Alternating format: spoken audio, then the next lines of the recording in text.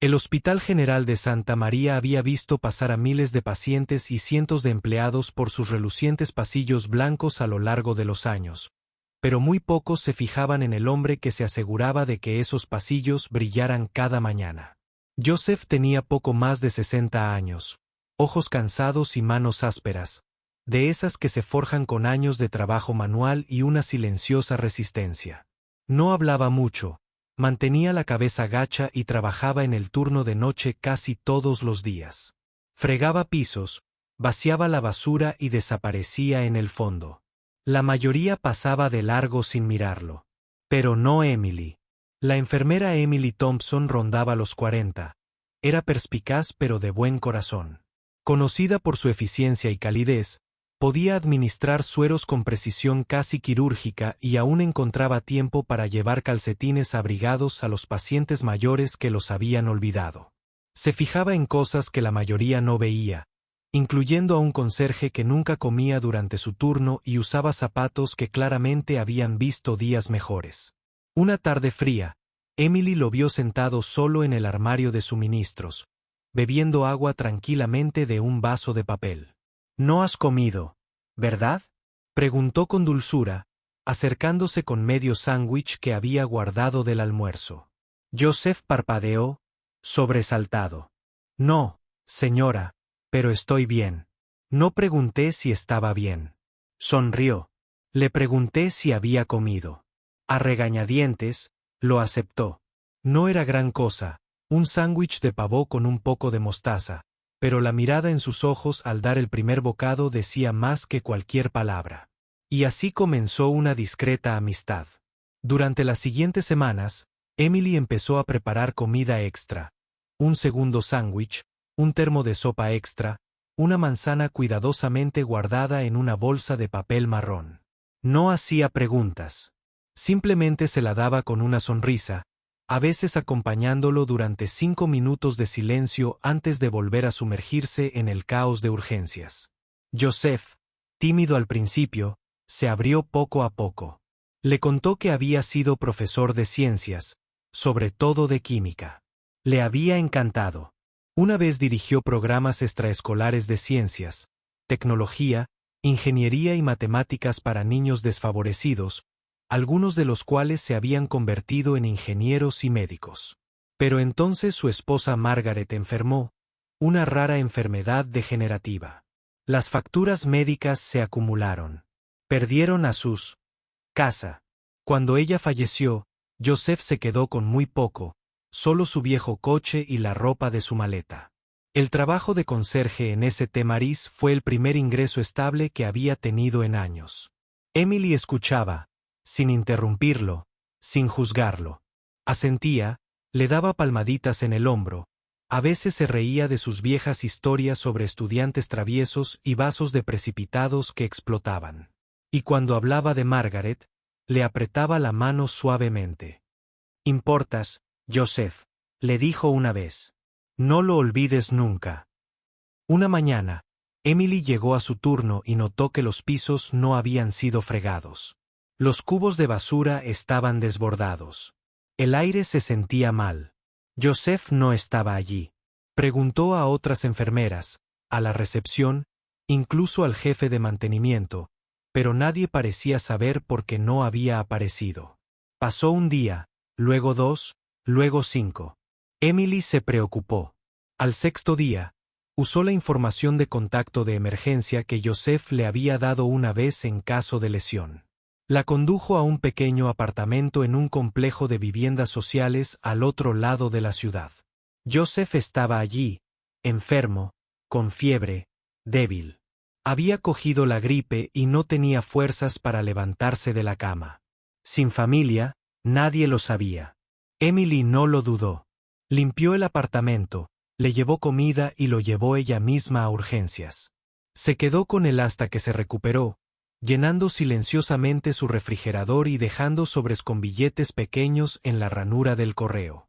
«¿Por qué haces todo esto?», le preguntó una vez, con la voz entrecortada. «Porque si fuera yo el que estuviera en esa cama, tú harías lo mismo», dijo ella simplemente. Lloró por primera vez en años. Una semana después, Se había ido. Sin nota. Sin despedida. Simplemente se había ido. La vida continuó. Nuevos conserjes iban y venían. Los administradores cambiaban de lugar. El hospital se volvió más corporativo, más centrado en los resultados y los presupuestos trimestrales que en la atención al paciente. Pero Emily seguía siendo la misma. Siguió cuidando. Se quedaba hasta tarde cuando los pacientes la necesitaban. Se sentaba con las familias en duelo. Asesoraba a las nuevas enfermeras. A veces seguía trayendo comidas extra por si alguien la necesitaba. 1. Nunca dejó de preguntarse qué le había pasado a Joseph. ¿Estaba bien? ¿Encontró trabajo de nuevo? ¿La recordaba? A menudo susurraba una oración al pasar junto al viejo armario de suministros donde una vez compartieron sopa y contaron historias en voz baja. 7 años después, el hospital bullía con una energía inusual. La Junta había anunciado que un importante inversor privado había comprado una participación mayoritaria en St. Mary's. Un comunicado de prensa decía que el hospital experimentaría una transformación compasiva. El personal puso los ojos en blanco. Un nuevo propietario solía significar despidos, recortes presupuestarios o cambios de imagen superficiales. Pero algo se sentía diferente esta vez. Emily leyó el memorando interno 3 veces. A partir del lunes, el Hospital St. Mary's dará la bienvenida a su nuevo director ejecutivo.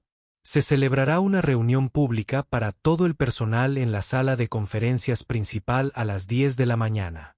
El correo electrónico terminaba con una cita. Nunca subestimes el efecto dominó de un acto de bondad. No sabía por qué, pero esa frase la hizo reflexionar. La sala estaba abarrotada ese lunes por la mañana. Enfermeras, médicos, técnicos, conserjes e incluso miembros del personal jubilados hacía tiempo acudieron. Con curiosidad, Emily se quedó de pie cerca del fondo. Entonces se abrieron las puertas. Entró un hombre alto y seguro de sí mismo con un traje gris oscuro. Su cabello era blanco ahora, pero sus ojos, amables, suaves y cálidos, no habían cambiado nada. Era Joseph. La multitud guardó silencio. Subió al podio, ajustó el micrófono y comenzó. Me llamo Joseph Kingsley. Trabajé aquí como conserje. Jadeos, confusión, murmullos. Hace años, cuando lo perdí todo, este hospital me dio trabajo. Pero una mujer me dio esperanza. Su voz se quebró. Se llama Emily Thompson. Todas las cabezas se giraron. Emily se quedó paralizada, con los ojos abiertos y el corazón latiendo con fuerza en su pecho. Me alimentó cuando tenía hambre. Se sentó conmigo cuando estaba solo. Me trató como familia. Y gracias a eso, encontré la fuerza para reconstruir. Explicó que, tras la muerte de Margaret, había regresado a organizaciones educativas sin fines de lucro, había lanzado una startup tecnológica centrada en software de defensa del paciente y la había vendido por millones. Con esos fondos, había invertido discretamente en instituciones sanitarias impulsadas por un objetivo: traer humanidad de vuelta a la medicina. Y St. Mary's fue su primera misión. No regresé para tomar el control, dijo. Regresé para retribuir y asegurarme de que la amabilidad se convirtiera en una política, no solo en una práctica.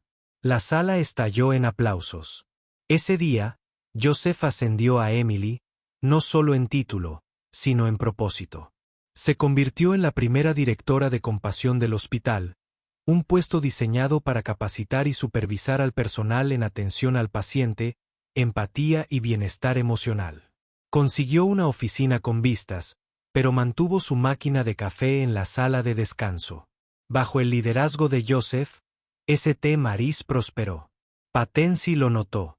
Las donaciones afluyeron. La moral del personal se elevó.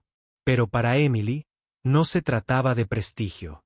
Se trataba de ver a los conserjes silenciosos, a los internos asustados, a los auxiliares sobrecargados de trabajo y recordar que cada persona importa. Joseph y Emily siguieron siendo amigos cercanos.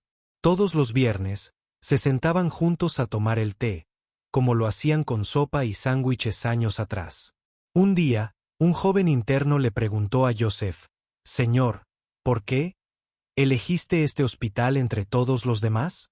Sonrió, señalando a Emily. «Porque alguien aquí me recordó que la dignidad no es un privilegio. Es un derecho. Y a veces el más pequeño acto de bondad se convierte en la principal razón por la que alguien sobrevive». Al final, no fueron las habilidades médicas de Emily las que cambiaron vidas. Fue su corazón. No sabía que el conserje era un futuro millonario. Simplemente vio a alguien necesitado y respondió con compasión. Y a cambio, ayudó a reconstruir una institución. Pero más que eso, demostró algo que el mundo a menudo olvida. La bondad no es debilidad. Es fuerza. Tranquila, firme y transformadora. Porque cuando tratas a alguien como familia, nunca se sabe. Podrían regresar y tratar al mundo de la misma manera.